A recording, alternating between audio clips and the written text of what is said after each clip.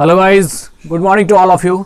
I am Ricky और हमारे YouTube channel Nirmala निर्वाण क्लासेस में आप सभी का स्वागत है। तो जैसा जान रहे थे Lucent topic ancient history, ancient India हम लोग देख रहे थे प्राचीन भारत। और प्राचीन भारत में ईसाई धर्म के पहले हम लोग जो है इस्लाम धर्म भी देख चुके थे।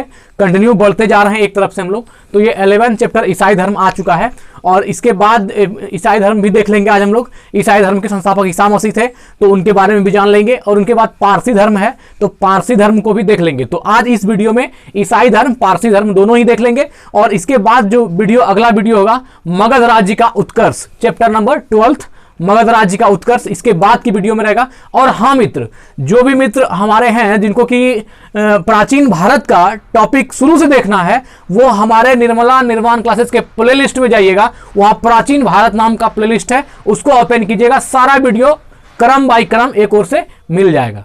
ठीक है, तो अब हम स्टार्ट करते हैं वीडियो आज का। तो ईसाई धर्म से आइए देखते हैं क्या है। तो ईसाई धर्म के संस्थापक कौन थे? ईसा मसीह थे। तो ईसाई धर्म है ना, ईसाई धर्म के संस्थापक कौन है मित्र? तो ईसाई धर्म के संस्थापक ईसा मसीह थे। ईसाई धर्म के संस्थापक ईसा मसीह थे। तो ईसा मसीह, और देखिए इनके ईसाई धर्म का जो प्रमुख ग्रंथ है वो कौन सा है? बाइबिल। ईसा धर्म का प्रमुख ग्रंथ कौन सा है? बाइबिल। ईसाई धर्म का प्रमुख ग्रंथ कौन सा है? बाइबिल धर्म ग्रंथ, जो जानते हैं आप लोग। फिर देखिए ईसा मसीह का जन्म कब हुआ था? तो ये कहाँ हुआ था? जेरूशलेम के निकट। कहाँ पर? बैथलेहम में, है ना। जेरूशलेम के निकट बैथलेहम नामक स्थान पर हुआ था। तो ईसा मसीह का जन्म कहाँ हुआ था? जेरूशलेम के निकट जो स्थान है बैथलेहम। कहाँ? जेरूशलेम के निकट बैथलेहम नामक स्थान पर ईसा मसीह का जन्म हुआ था, जिसको पवित्र भूमि भी कहते हैं ना। तो जन्म ईसा मसीह का जन्म जेरूशलेम नामक स्थान, जेरूशलेम के निकट बैथलेहम नामक स्थान पर हुआ था। ठीक है, और देखिए इनका जो जन्म दिवस है क्रिसमस के रूप में मनाया जाता है ना। तो ईसा मसीह के जन्म दिवस को हम लोग क्रिसमस डे, एक्समस डे के रूप में मनाते हैं 25 दिसंबर को। तो ये क्या हुआ? ईसा मसीह का जन्म दिवस। तो ईसा मसीह का जन्म दिवस जो है, ईसा मसीह के जन्म दिवस को हम लोग क्रिसमस के रूप में भी मनाते हैं, है ना। क्रिसमस के रूप में ईसा मसीह के जन्मदिन को मनाते हैं। ठीक है, आगे देखते हैं। ईसा मसीह का माता का नाम क्या था? तो माता का नाम था मेरी। ईसा मसीह के माता का नाम क्या था? मेरी। ईसा मसीह के माता का नाम मेरी था। और इनके पिता का नाम क्या था? जोसेफ, है ना। ईसा मसीह के पिता का नाम क्या था? जोसेफ था और माता का नाम मेरी था। ठीक है, ईसा ने जीवन के प्रथम 30 वर्ष एक बढ़ई के रूप में बैथलेहम के निकट नाजरेथ में बिताए, है ना। ईसा मसीह ने जीवन के प्रथम 30 साल, मतलब प्रारंभिक 30 साल जो ईसा मसीह जी ने है, उन्होंने जो आजीविका के लिए क्या किया? एक बढ़ई के रूप में बिताया। देखिए हर आदमी कुछ ना कुछ जिंदगी में आजीविका के लिए करता है, तो इन्होंने बढ़ई का काम किया 30 वर्ष तक, जिंदगी के 30 साल तक बढ़ई के रूप में बैथलेहम के निकट एक जगह है नाजरेथ, ये जो है नाजरेथ में बिताया। कहाँ बिताया? नाजरेथ में, बैथलेहम के निकट नाजरेथ में बिताए 30 साल तक एक बढ़ई के रूप में, है ना। बैथलेहम के निकट नाजरेथ में बिताए ईसा मसीह जी। ठीक है, फिर देखिए ईसा मसीह के प्रथम 2 शिष्य कौन कौन हुए? तो ईसा मसीह के प्रथम 2 शिष्य एंड्रूस एवं पीटर। ईसा मसीह के प्रथम 2 शिष्य कौन हुए? एंड्रूस हुए और पीटर। एंड्रूस और पीटर क्या हुए? ईसा मसीह के 2 शिष्य हुए। जो प्रथम 2 शिष्य हुए कौन कौन? एंड्रूस और पीटर। ठीक है, प्रथम 2 शिष्य।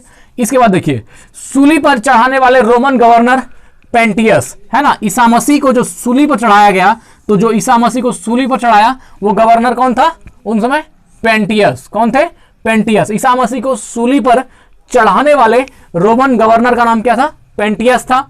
और देखिए 33 ईस्वी में सूली पर चढ़ाया गया। ईसा मसीह को सूली पर कब चढ़ाया गया? तो ये 33 ईस्वी में सूली पर कब चढ़ाया गया? 33 ईस्वी में ईसा मसीह को सूली पर चढ़ाया गया। आगे देखते हैं ईसाई धर्म का पवित्र चिन्ह क्या है? क्रॉस। ये तो जानते ही हैं आप लोग। ईसाई धर्म का पवित्र ग्रंथ क्या है? क्रॉस है, जो ये साइन होता है। ईसा मसीह का जो सूली का है ना वही साइन है। तो वही ईसाई धर्म का क्या हुआ? ये पवित्र चिन्ह हॉली साइन क्या होता है? क्रॉस होता है। तो ईसाई धर्म का पवित्र ग्रंथ क्रॉस हो गया।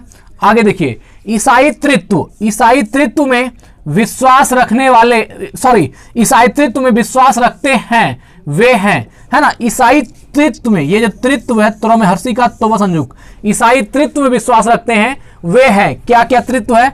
ईश्वर पिता, ईश्वर पुत्र और ईश्वर पवित्र आत्मा, है ना। देखिए ईसाई तृत्व में विश्वास रखते हैं वे हैं कौन कौन? ईश्वर पिता और ईश्वर पुत्र, मतलब ईसा जो है ईश्वर पुत्र ईसा, और ईश्वर पवित्र आत्मा और ईश्वर पवित्र आत्मा, ये है ईसाई धर्म में त्रित्व, जिसमें कि ये लोग विश्वास करते हैं। तो ईसाई त्रित्व में विश्वास करते हैं, ईश्वर पिता, ईश्वर पुत्र और ईश्वर पवित्र आत्मा। अब देखिए एक नोट यहां पर दिया हुआ है, देखिए तो क्या है, 12वीं शताब्दी में फ्रांस में आरंभिक भवनों की तुलना में अधिक ऊंचे और हल्के चर्चों के निर्माण प्रारंभ हुए। वास्तुकला की यह शैली गोथिक, यह शैली क्या कहलाई? गोथिक। वास्तुकला की यह शैली गोथिक नाम से जानी जाती है। इस वास्तुकलात्मक शैली के सर्वोत्कृष्ट उदाहरणों में एक पेरिस का नॉट्रे-डेम चर्च है। पेरिस का क्या है? नॉट्रे-डेम चर्च है। तो ये देखिए 12वीं शताब्दी में, है ना, 12वीं शताब्दी में फ्रांस में, 12वीं शताब्दी में फ्रांस में आरंभिक भवनों की तुलना में, 12वीं शताब्दी में फ्रांस में आरंभिक भवनों की तुलना में अधिक ऊंचे व हल्के चर्चों के निर्माण प्रारंभ हुए। वास्तुकला की यह शैली क्या कहलाई? गोथिक। यह शैली गोथिक नाम से जानी जाती है। इस वास्तुकलात्मक शैली के सर्वोत्कृष्ट उदाहरणों में एक पेरिस का नॉट्रे-डेम चर्च है। पेरिस का क्या है? नॉट्रे-डेम चर्च है। ये जो बना है पेरिस का नॉट्रे-डेम चर्च, उसकी शैली क्या है? गोथिक शैली, है ना, गोथिक नाम से जानी जाती है। इस वास्तुकला शैली के सर्वोत्कृष्ट उदाहरणों में एक क्या है? पेरिस का नॉट्रे-डेम चर्च है। तो ये क्वेश्चन आपसे पूछा जा सकता है कि पेरिस का जो नॉट्रे-डेम चर्च है उनकी शैली, वास्तुकला शैली क्या है? तो उनकी शैली गोथिक है ना। नॉट्रे-डेम चर्च जो बना है पेरिस में, नॉट्रे-डेम चर्च कहां पर है? पेरिस में। और इस चर्च की जो शैली है बनाने की, वो कौन सी वास्तुकला की है? तो गोथिक वास्तुकला। कौन सी वास्तुकला मित्र? गोथिक वास्तुकला।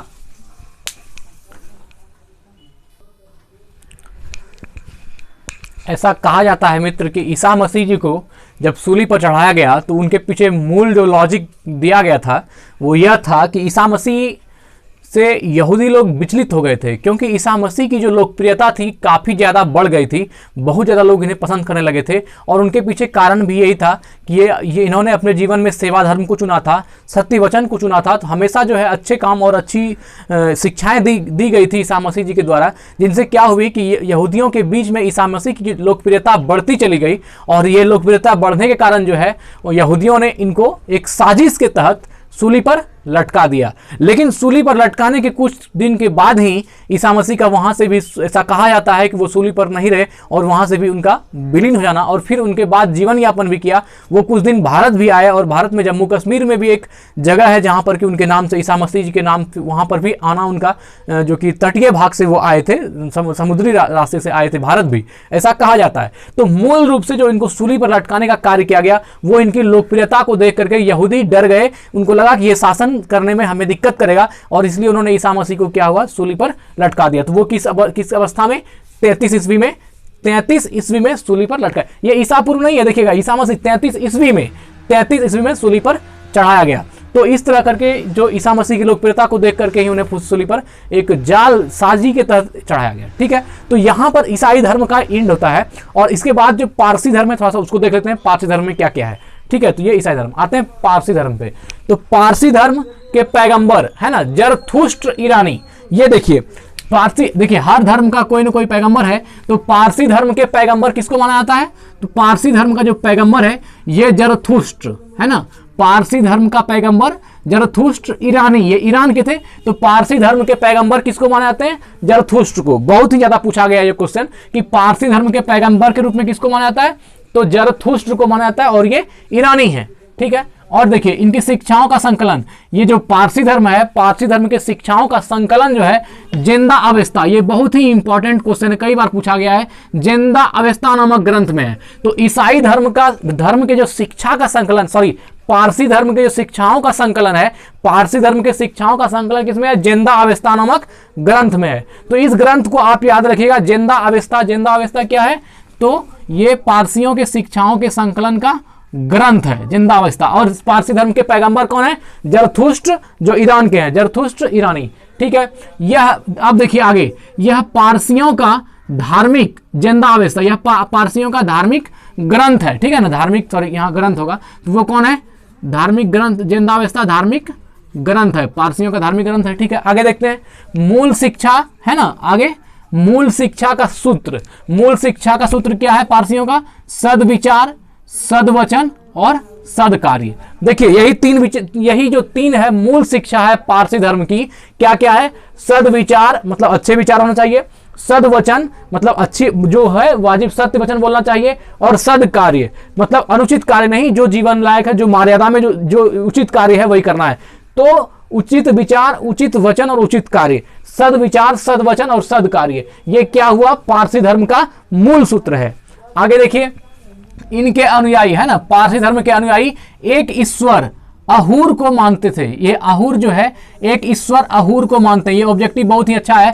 पारसी धर्म क्या एक ईश्वर क्या है? अहूर।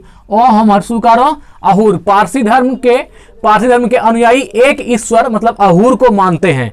पारसी धर्म के एक ईश्वर अनुयायी किनको मानते हैं? अहूर को मानते हैं, अहूर को। ठीक है। पारसी धर्म के अनुयायियों को अग्नि पूजक भी कहा जाता है। यह भी क्वेश्चन इंपॉर्टेंट है मित्र कि पारसी धर्म के अनुयायियों को क्या बोला जाता है?